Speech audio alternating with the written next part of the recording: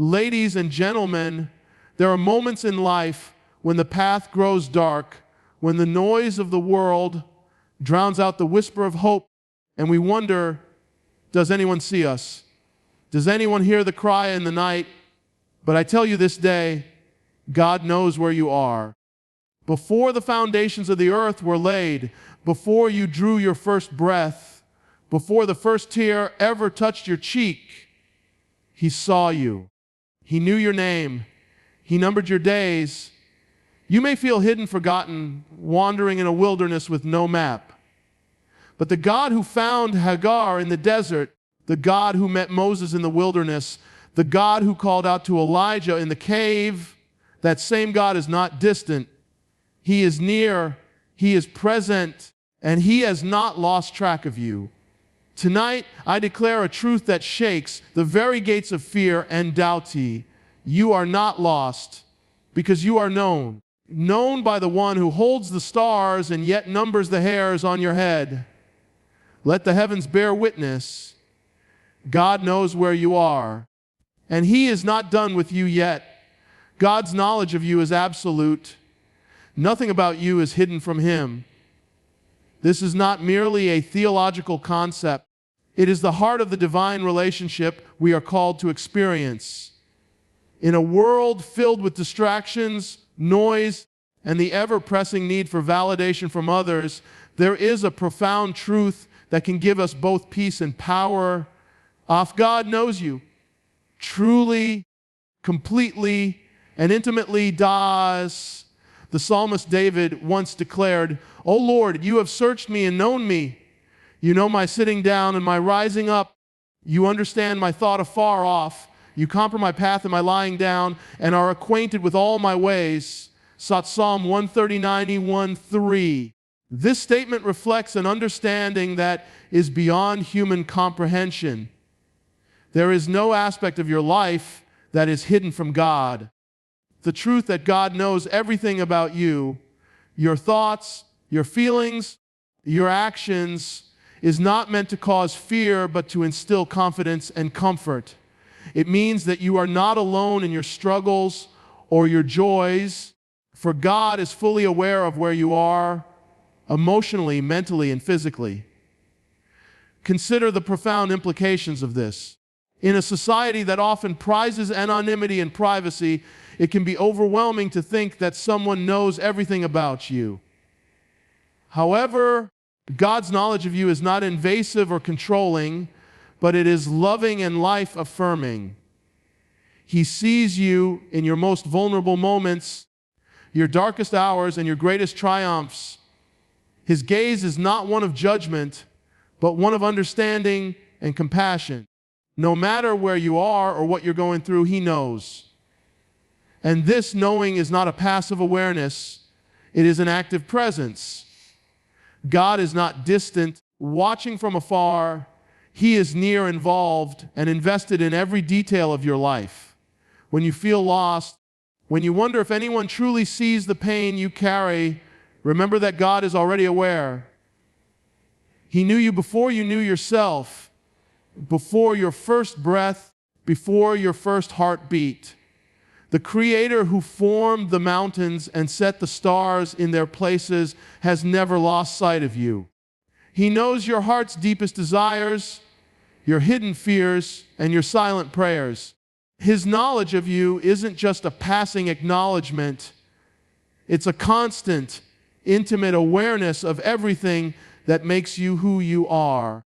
It is in this divine knowledge that we find both security and strength. To know that the Creator of the universe, the one who holds all things in His hands, knows you completely is to be assured that you are never abandoned, never forgotten. In a world where we sometimes feel unseen, unheard, or insignificant, the truth that God knows us should give us a sense of unshakable worth. You matter to God not because of what you can do or how you can perform, but because you are His creation. This knowledge is also personal. It is not a general awareness of humanity as a whole. It is a knowing of you as an individual. God's knowledge of you is not limited to the external. He understands the battles within you, the ones no one else sees. He knows your insecurities, your self-doubt, the struggles that no one else knows about. In fact, this knowledge is so personal that Jesus himself said, "But the very hairs of your head are all numbered." It's Matthew 10:30. This may seem like an inconsequential detail, yet it reveals the depth of God's care. If he knows every hair on your head, surely he knows every thought, every emotion, every moment of your life. The knowledge of God also means that he is not surprised by our weaknesses. When we fail, when we fall short of our own expectations, we might feel shame or regret, but God does not react with surprise or disappointment. He knew we would face these challenges, and his love and mercy toward us are not contingent upon our perfection. In fact, it is precisely because he knows us so intimately that he offers grace, knowing full well the mistakes we would make, the times we would stumble, and the times we would turn away. Yet his love is unshaken. His commitment to us remains unwavering. In moments of despair, when it feels like no one understands, remember that God understands. He knows where you are, even if you can't see a way out. There is comfort in the fact that he is not distant. His understanding is not cold or detached. It is compassionate and merciful. He knows you so deeply that he can guide you through the valleys, offer peace in the storm, and remind you that you are not alone. Even in your most hidden places, the places you may never speak aloud, God is already there, already aware, and already offering his presence to comfort you. This absolute knowledge is not something that should cause fear, but rather it is an invitation to draw closer to him. Because God knows us so well, we can be vulnerable with him in ways we cannot be with anyone else. There is no need to hide from him, no need to pretend to be something we are not. God knows the depths of our hearts, and yet he loves us still. His knowledge of us is not a source of condemnation, but a reason for hope. He sees our potential, our struggles, our hurts, and he continues to walk with us, offering his grace every step of the way. You are not forgotten even when you feel alone. This is a truth that can be both difficult and liberating to grasp. In a world where people often come and go, where relationships can feel transient, and the demands of life leave us feeling invisible, it's easy to believe that we have been overlooked. When you are walking through a season of silence or enduring hardship that seems endless, the temptation to believe that no one truly sees you can be overwhelming. However, in the midst of such feelings, there is a deeper reality that is not governed by the fluctuations of human interaction or circumstance. You are not forgotten by God. Consider the story of Hagar, a woman in the Bible who, like many of us, found herself in an overwhelmingly difficult situation. Abandoned and rejected, she fled into the wilderness, feeling lost and alone. She had no hope left, no one to turn to, and no future to look toward. Yet in the desolate place where she believed no one would find her, God saw her. He spoke to her and declared, "I have heard your affliction." Genesis 16:101. Hagar was not forgotten. She was not abandoned. And God did not turn a blind eye to her suffering. In fact, in that moment, she encountered a God who saw her in her pain and met her right where she was. This story is a powerful reminder that even when we feel unseen, God's presence is with us. The truth is, we often equate being forgotten with being unseen, but the two are not the same. To be forgotten is to be disregarded, to have no memory or significance in someone's heart or mind. But to be unseen means that we may be in a place where no human eyes can see, no other person may notice, but God sees.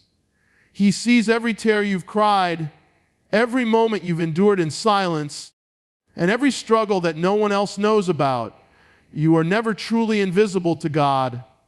In moments of isolation, it can feel as though we've been cast aside by those around us. People come and go in our lives, relationships shift, and sometimes we find ourselves standing alone. In these moments, it's natural to wonder if God has forgotten us too. The enemy of our souls often whispers lies, telling us that we've been overlooked, that we don't matter, that our lives are insignificant. But this is not the voice of truth. God has not forgotten you. When you find yourself standing at the crossroads of confusion, wondering why the world seems to pass you by, it's important to remember that God's timeline is not bound by human understanding. He does not forget his promises, nor does he forget his children. When you feel unseen, it is often the moment where God is most present, shaping you, refining you, and preparing you for the next season ahead. He is at work in the silent moments, even when it feels like nothing is happening. We are not forgotten when we walk through quiet seasons. We are being prepared, shaped, and molded for what lies ahead. This is where the beauty of divine timing comes into play. Sometimes we long for answers, for validation, or for a breakthrough. But in the quiet, unseen moments of life, God is working in ways we cannot yet understand. Our lives may seem small in the grand scheme of things, but in God's eyes, every detail matters. You matter to him. Your struggles, your heart attach, and your joy, they are significant to the creator of the universe, and he sees them all. You are not forgotten. There is another powerful truth about God's understanding. He knows the moments we feel abandoned by others. He knows the pain of rejection and the sting of betrayal. He has walked through these experiences in the person of Jesus Christ, who was forsaken by his friends and for a moment felt the absence of his Father on the cross. Jesus knows the deep agony of feeling forgotten. And yet, even in that darkest moment, he was not forsaken. He was still held by the Father, still part of a divine plan that would ultimately bring redemption to the world. Even in your moments of abandonment, God is with you. You are not forgotten, even when it feels like everyone else has turned their back. In those moments of silence and isolation, God is not absent. He is not distant or indifferent. He is present, working in ways that we cannot always perceive, and in the quietest moments, he is often preparing us for something greater than we could imagine. It is easy to think that when we are ignored or rejected by others, we are also abandoned by God. But the Bible is clear that God's love is unshakable. He never leaves us nor forsakes us. Hebrews 13:5. The truth is, his love for us is not based on our circumstances or the opinions of others. It is steadfast, constant, and eternal. You are not forgotten, no matter how isolated you feel. The God who saw Hagar in her despair sees you in yours. The God who heard the cry of the Israelites in their bondage hears you now. The God who came near to us in Jesus Christ is still near to you, listening, understanding, and caring for every moment of your life. His love is a love that remembers. Divine purpose is not limited by your current location or condition. It is easy to fall into the trap of thinking that where you are right now, in this very moment, defines the entirety of your life. When circumstances are difficult or when the path seems uncertain, it can feel like you're stuck in a place with no way forward. The future can seem distant, unclear, and unreachable, but there is a powerful truth we must grasp. Where you are right now does not limit where God can take you. Your current location, whether it is a place of joy or sorrow, does not restrict the purposes God has for you. Ask God's divine purpose transcends your present condition. Let's take, for example, the life of Joseph. When we think of Joseph, we often think of him as the ruler in Egypt, second only to Pharaoh, the one who saved nations from famine. However, before Joseph rose to that powerful position, he was thrown into a pit by his brothers, sold into slavery, and unjustly imprisoned. At each point, it would have been easy for Joseph to believe that his circumstances defined him, that his current situation as a slave or a prisoner was all he would ever be. But God was working even in the depths of those trials, and Joseph's location did not define his destiny, his condition. Whether he was in a pit, a slave's home, or a prison cell, did not stop God's plan from unfolding. God's purpose for Joseph was not hindered by his current location. In fact, it was in those very places where God refined him, built his character, and prepared him for the place of leadership he would one day occupy. In our own lives, we can often feel that where we are limits what we can do. Maybe we feel trapped in a job that doesn't fulfill us, or perhaps we are in a season of waiting, feeling like we're not advancing in life or making any significant progress. There may be moments when we feel stuck in a cycle, unable to break free. In these moments, it's important to remember that God's purpose is not confined to the place where you are right now, just as he used Joseph's time in prison to shape him and prepare him for his future calling. He is using your current season for a greater purpose. The time you spend in a waiting room, a difficult relationship, or a job that feels unfulfilling is not wasted time. God is still at work molding you, refining your character, and preparing you for the greater things he has planned. God's divine purpose for your life is not based on your external circumstances. It is not determined by the job you have, the place you live, or the people around you. God's purpose for you is rooted in his eternal plan, and it goes far beyond the things that might seem to define your life in the here and now. You are not defined by your current location or condition. In fact, your condition can be the very thing that positions you for the fulfillment of God's purpose in your life. Consider the example of the Apostle Paul. Paul spent much of his ministry in prison, chained and often in dire circumstances. Yet, it was in those very conditions that Paul wrote some of the most powerful letters to the churches, letters that continue to inspire and guide Christians around the world to this day.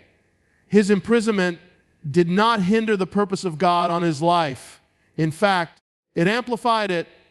Paul's location, locked in chains, did not prevent him from fulfilling his calling. He did not sit idly waiting for his situation to change. Instead, he used his condition to spread the gospel, encourage others, and continue to do the work God had called him to. It is easy to look at the struggles we face and believe that they define us, but God sees beyond the surface. He sees the potential in us, the gifts he has placed inside of us, and the plans he has for us. Just because things are difficult now does not mean that they will remain difficult forever. Seasons change. The path ahead may not always be clear, but we can rest in the truth that God's purposes are unstoppable. He will work everything together for good in your life, no matter where you are or what condition you're in. The present moment does not have the final say. As God does. There is also the reminder that as God's timing is perfect, and sometimes he allows us to remain in certain places or conditions longer than we would prefer in order to prepare us for what he has ahead. This is not to say that we should passively accept difficult circumstances, but rather that we should trust that God is always working in us, even in times when we feel like we're stuck or stagnant, just as God used the wilderness to shape Moses before calling him to lead the Israelites. He is using your current season to refine you, to build strength, and to develop the character that will be necessary for the calling he has on your life. Your current location or condition is not a roadblock to the fulfillment of God's divine purpose for you. It is simply a part of the journey. The journey may involve detours, setbacks, and difficulties, but each step along the way is shaping you for the greater things that lie ahead. God's purposes are not confined by what the world sees as limitations. He can use every season, every challenge, and every moment of your life to bring about His will. Your location today does not limit where God can take you tomorrow. He is already preparing you for what is to come, and His divine plan is unfolding in ways that are often beyond our understanding. Trust in His purpose and know that He is at work even when the path ahead seems unclear. Wilderness seasons are preparation, not punishment. Life is full of challenges, and at times, those challenges can feel overwhelming. We may find ourselves in seasons where we feel as though we are wandering in a vast desert with no clear direction, no sense of purpose, and no end in sight. In those times, it can be easy to believe that we are being punished, that the trials we face are a result of our mistakes or shortcomings. However, the truth is that wilderness seasons are not a sign of God's disfavor, but a sign of His preparation. God uses these seasons to refine us, shape us, and prepare us for the greater purpose He has in store for our lives. One of the most powerful examples of a wilderness season in Scripture is the story of the Israelites in the desert. After being freed from slavery in Egypt, they wandered for 40 years in the wilderness before entering the promised land. It would be easy to look at this journey and think that it was a punishment, that God was angry with them and making them suffer for their disobedience. However, the reality was quite different. God was not punishing them, He was preparing them. The wilderness was not meant to destroy them, but to refine them, to teach them dependence on Him, and to prepare them for the land that He had promised to give them. In the wilderness, the Israelites learned to trust in God's provision. When they were hungry, God provided manna from heaven. When they were thirsty, He brought water from a rock. In the desert, they had no other choice but to rely completely on God. And in the same way, our wilderness seasons are times when God calls us to depend on Him in ways we may never had to before. These seasons push us to a place where we cannot rely on our own strength, wisdom, or resources. We must trust that God will provide just as He provided for the Israelites in the wilderness. God also used the wilderness to teach the Israelites obedience. When they were hungry, they were tempted to complain, to remember the comforts of Egypt, and to long for the life they once had. Yet, in this season, God was teaching them to obey His commands, to follow Him even when they did not understand His ways. The wilderness was a place where they could no longer live according to their own desires or ambitions. They had to submit to God's will and trust that His plan was better than their own. In our own wilderness seasons, we too are called to learn obedience. We may not always understand why we are going through the difficulties we face, but we can trust that God is using those moments to teach us to follow His lead even when the path is unclear. The wilderness also serves as a place of spiritual growth. It is in the desert that we are often forced to confront our weaknesses, our fears, and our doubts. When everything around us is stripped away, we are left with nothing but God. It is in these moments that our faith can be tested and strengthened. Just as the Israelites were shaped by their time in the wilderness, we too are being shaped in our own wilderness seasons. God is refining our character, removing the impurities, and making us more like Him. In the wilderness, we may experience moments of deep struggle, but it is also in the wilderness that we experience God's presence in ways we may never have experienced before. The Son of God, it is often in the quiet and the solitude of the wilderness that we hear God's voice most clearly. One of the most powerful examples of a wilderness season in the Bible is the life of David. Before he became king, David spent years running from King Saul, hiding in caves, and living as an outcast. He could have easily seen these years as a punishment, but instead he chose to see them as preparation. During this time, David learned to rely on God, to trust in His timing, and to develop the character necessary for leadership. The wilderness was not a place of abandonment. It was a place of growth. David's heart was refined in those years. And when the time came, he was ready to step into the role that God had prepared for him. In our own lives, wilderness seasons can feel isolating and discouraging, but they are never wasted.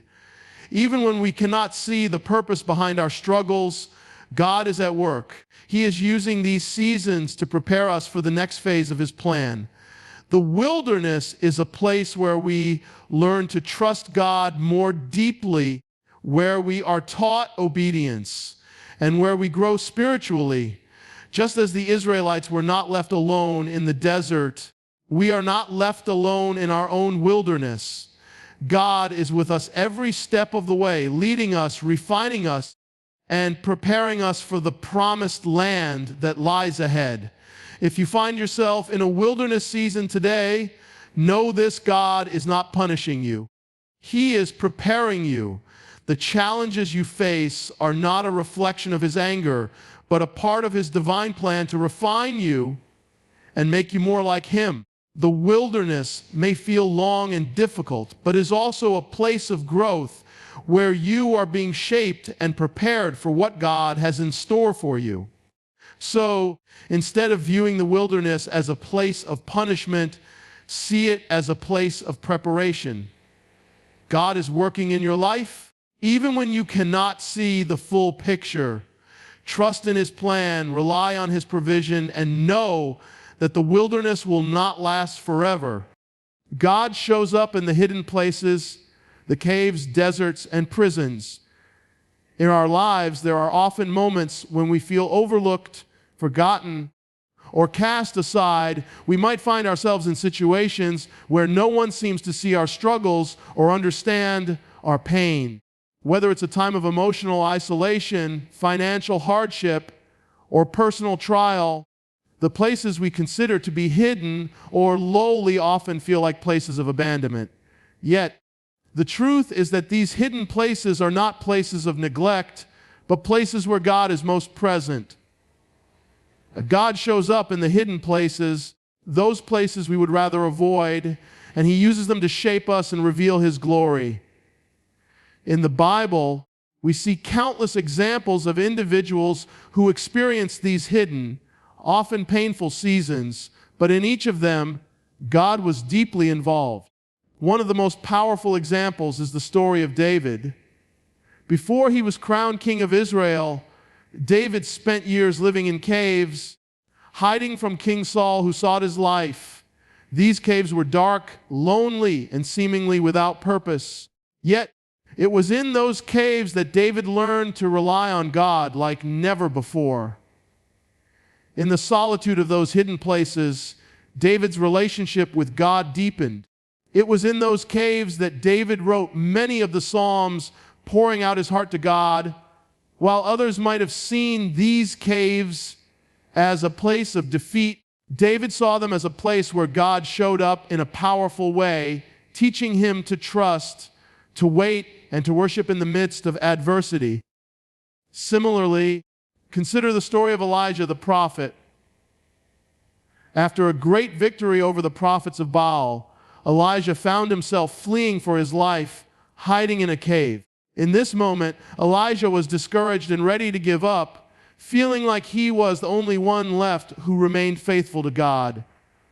Yet, in this cave, God met him. God didn't show up in the powerful wind, the earthquake, or the fire. Instead, God spoke to Elijah in a gentle whisper, a still small voice. The cave, a place of isolation and fear, became the place where Elijah encountered the presence of God in a way he never had before. The cave was not a place of punishment for Elijah, but a place where God met him and renewed his strength for the journey ahead. God's presence in the hidden places isn't limited to caves alone. The desert is another place where God often shows up. Moses spent 40 years in the desert tending sheep after fleeing Egypt. In the desert, Moses was far from the position of leadership he had once thought he was called to. He could have easily viewed those years as a time of failure or as a period where his purpose had been lost. But it was in the desert that God revealed himself to Moses in the burning bush, giving him a new commission and the strength to return to Egypt and lead the Israelites to freedom. The desert was not a place of abandonment. It was a place of preparation, refinement, and encounter with God. Then there is the story of Paul, who spent a significant portion of his ministry in prison. He could have easily believed that his time in prison was a sign of God's disfavor, but instead, Paul used his imprisonment as an opportunity to write letters that would shape the early church, continue to speak to believers throughout history. From prison, Paul encouraged, corrected, and strengthened the churches. In the hidden place of a prison cell, Paul found that God's purposes were not hindered by his location. In fact, the very circumstances that seemed like a hindrance were used by God to advance his kingdom in unexpected ways. In each of these stories, the hidden places, whether caves, deserts, or prisons, became places of divine encounter and preparation. God did not abandon his people in these difficult seasons. Instead, he showed up in ways that revealed his power, his presence, and his purpose. These places became sacred spaces where individuals encountered God's faithfulness in the midst of hardship and where they were prepared for what was to come. When we find ourselves in our own hidden places, whether they be places of emotional, physical, or spiritual isolation, we may feel as though we are lost, forgotten, or out of God's will. We might wonder where God is and why he seems distant. But the truth is, God is never distant. He is right there with us in those hidden places, working in ways we cannot see and preparing us for what is to come. The fact that we are in a hidden place does not mean we are outside of God's plan. It means that God is preparing us for something greater, something that will only come after we have walked through these seasons of obscurity, pain, or waiting. God uses the hidden places to refine us, to teach us patience, to develop our character, and to draw us closer to himself. When we are in places where no one can see us, where no one can offer praise or recognition, we often find that God is working most powerfully within us. These places can be challenging and uncomfortable, but they are often the very places where we experience the deepest encounters with God. If you find yourself in a hidden place today, know that it is not a sign of abandonment. God is not absent. He is very near. He is using this season to prepare you, to strengthen your faith, and to teach you to trust in him like never before. The hidden places may feel lonely, but they are the very places where God reveals his most profound truths. They are not places of punishment, but places of preparation. And when God shows up in the hidden places, we are never the same. You are not where you are by accident.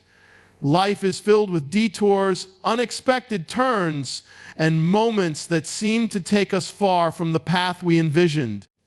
When we encounter challenges or when things don't go according to our plans. It's easy to believe that we've made a wrong turn, that we've somehow missed the mark, or that we are simply in the wrong place. However, God's sovereignty means that nothing happens by chance.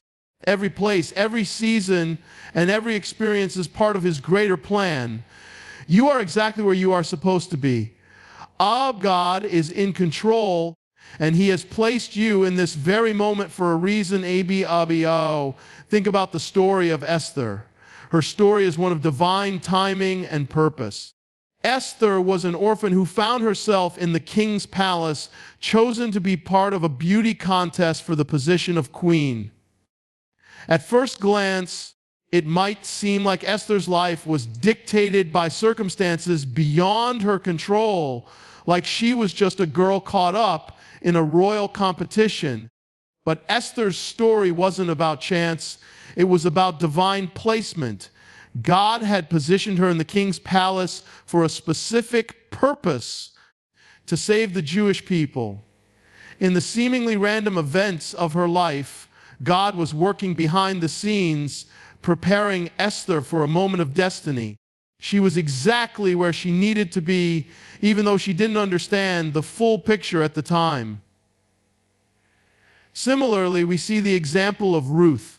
Ruth was a foreigner, a widow, with no obvious future, yet she found herself gleaning in the fields of Boaz, a man who would become her redeemer.